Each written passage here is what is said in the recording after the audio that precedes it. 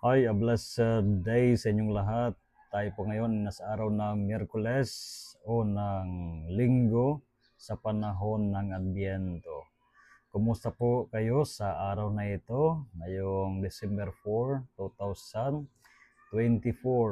Dalangin ko na ang bawat sa inyo ay nasa mabuting kalagayan.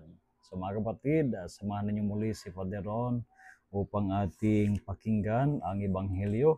Sa araw na ito, ang ating Ebanghelyo ay mula sa Ebanghelyo ni San Mateo, chapter 15, verses 29 to 37. At the time Jesus walked by the Sea of Galilee, went up on the mountain and sat down there. Great crowds came to him, having with him the lame, the blind, the deformed, the mute, and many others. They placed them at his feet, and he cured them.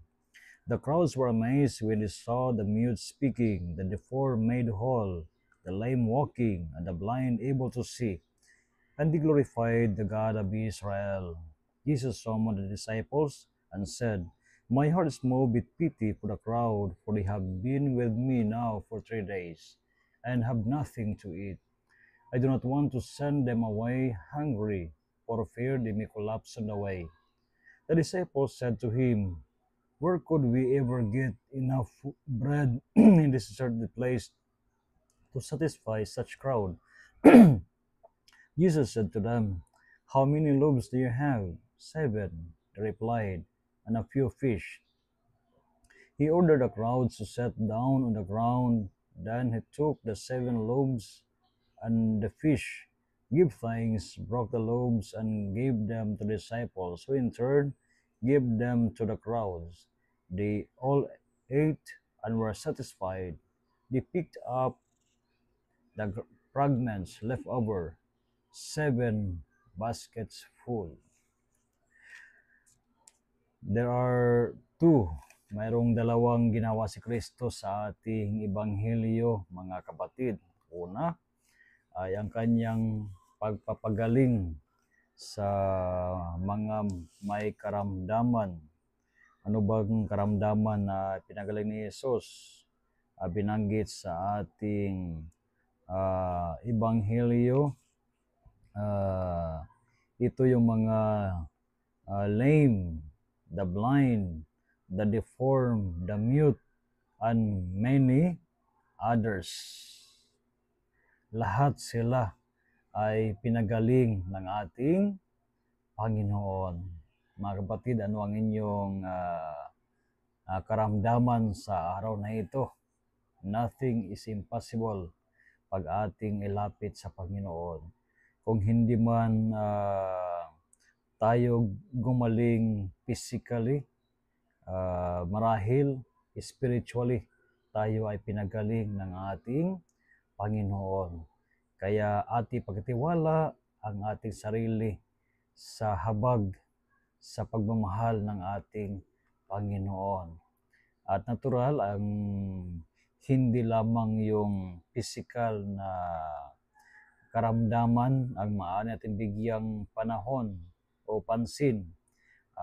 Ngayong panahon ng Adbyento, isa sa mga malalang karamdaman na dapat natin harapin ay ang karamdaman ng ating kaluluwa, no? Ang presensya ng ang kasalanan.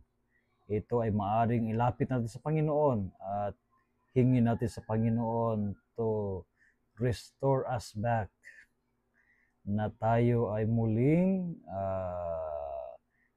yakapin ng Panginoon o bigyan tayo ng Panginoon ng pagpapatawad ng ating mga kasalanan. Siyang napakahalaga na ating gawin ngayong panahon ng Adbyento. Ang pangalawang ginawa ni Jesus sa Ebanghelyo ay kanyang pinakain ang napakarami mga tao. No? Itong mga tao na ito, they have been with Jesus for 3 days. At sabi sa Ebanghelyo, ayaw ni Jesus na sila ay pabayaan, no?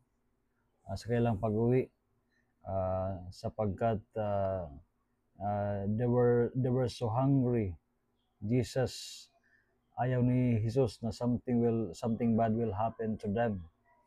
Kaya itong mga taong ito, pinakain ng ating Panginoon gamit ang ah, seven loaves of bread and a few fish. Pinakain sila. They were all satisfied. So, speaking about itong pagpapakain ni Kristo, tayo pinalahanan sa kalagahan ng Eucharistia sa buhay natin. Alam ba natin na sa tuwing tayo ay dumadalo na balamisa, lalo na sa ating pagtanggap ng banal na komunyon, tayo ay pinagkakain ni Kristo.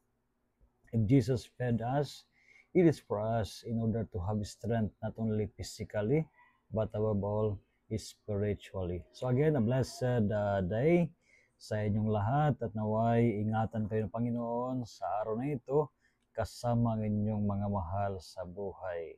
Maraming salamat sa lahat ng mga tumutulong o sa inyong suporta sa ating social media apostolate. Pagpalain kayo ng Panginoon at sana kahit ng kaunti kayo ay natulungan nitong ating social media apostolate na lags. Kung nagustuhan ninyo o bilang konkretong pagpapahayag ng inyong suporta, you can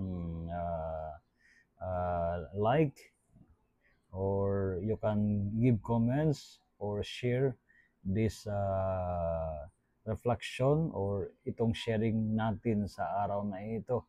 Let us make the Word of God viral sa larangan ng social media. Again, a blessed day sa inyong lahat. And of course, rest assured on my prayers for you and for your family.